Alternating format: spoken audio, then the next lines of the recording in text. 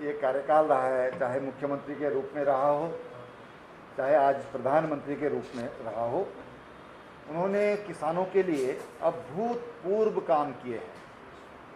मैं थोड़ा पीछे ले जाना चाहूँगा, गुजरात की ओर आपको ले जाना चाहूँगा कि जब वो गुजरात के मुख्यमंत्री थे तो उस समय किसानों को बिजली जो थी वो उसका कोई फिक्स टाइम नहीं होता था कि किस समय उनको बिजली मिलेगी जिससे अपने ट्यूबवेल वो चला सके और सिंचाई कर सकें।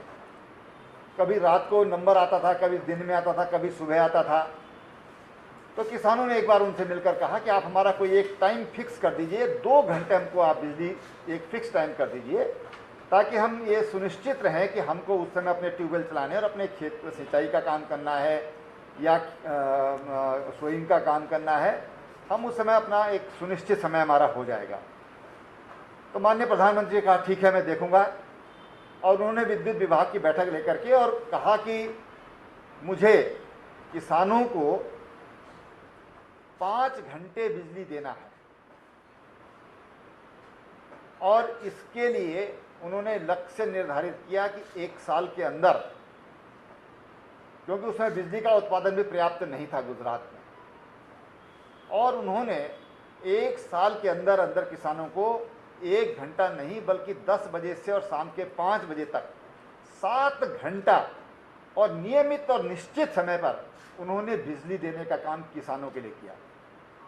भारत में जो कृषक महोत्सव की जो शुरुआत हुई है हर गांव में, वो गुजरात से शुरू हुई, और जिसमें 1 महीना साल में 2 बार एक बार महोत्सव वहाँ पर हो रहे हैं तब से, और 1 महीना कोई भी विधायक तो बीजेपी का कोई भी मिनिस्टर 1 महीने तक अपने घर पर नहीं सोता है।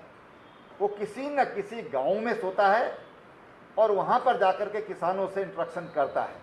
मैं स्वयं, जब मैं कृषि मंत्री था, 2009 की बात है, और मैं स्वयं गुजरात इसके अध्ययन के लिए गया था, और मैंने भी वहाँ पर 6-7 गाँव में जाकर के वहाँ के कृषक महोत्सवों का अध्ययन किया था। और उसके बाद हमने भी उत्तराखंड में कृषक महोत्सव की शुरुआत की थी। ये मैंने स्वयं वहाँ पर जाकर के देखा। चाहे मंडी के सुधारों का सवाल होगा, वहाँ पर मंडियों में सीसीटीवी कैमरे और जितने वहाँ पर बैरिकेड्स हैं जो मोटर मार्गों पर, उसके लिए उन्होंने वहाँ पर व्यवस्था की। हर उसका जो सेंटर था, सर्वर था, वो गांधीनगर में था। सब कुछ वहाँ पर जाकर देखा जा सकता था। यही नहीं, वहाँ के किसानों जो उत्पाद करते हैं, अहमदाबाद के पास, गांधीनगर के पास एक बहुत बड़ा एरिया है जिस पर कंट्रोल्ड एटमॉस्फेयर में खेती की जाती है, और वहाँ के जो उत्पाद हैं, सब्जी हैं, फल हैं, ये अरब देशों को के लिए जाते हैं। उसके लिए स्पेशल सड़क बनाई गई पोर्ट तक, बंदरगाह तक, कि कहीं पर भी गाड़ियों को कोई झटका न लगे, ताकि किसानों की जो फल हैं, सब्जियां हैं, वो खराब हों, और उनको उन्होंने सीधा सीधा अरब देशों के लिए वहाँ से उन्होंने सप्लाई की। ये बात मैं इसलिए कह रहा हूँ कि आज एक ऐसे प्रधानमंत्री पर आक्षेप लगाए जा रहे हैं कि जिन्होंने जितनी चिंता उन्होंने किसानों की, किसी ने कभी उन किसानों की ये चिंता नहीं की है।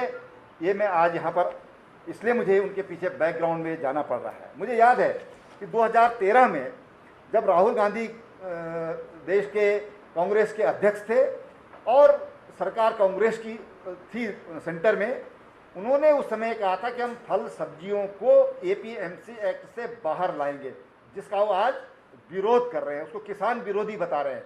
ये स्वयं राहुल गांधी ने उस समय ये बात कही थी। यहाँ पर मैं कहना चाहता हूँ कि कुछ लोग इस बहाने किसानों को बरगलाने का काम कर रहे हैं, किसानों को बरगलाने का काम कर रहे हैं, किसानों को उकसाने का काम कर रहे हैं, और यहाँ तक कि किसानों को गलत रास्ते पर ले जा रहे हैं।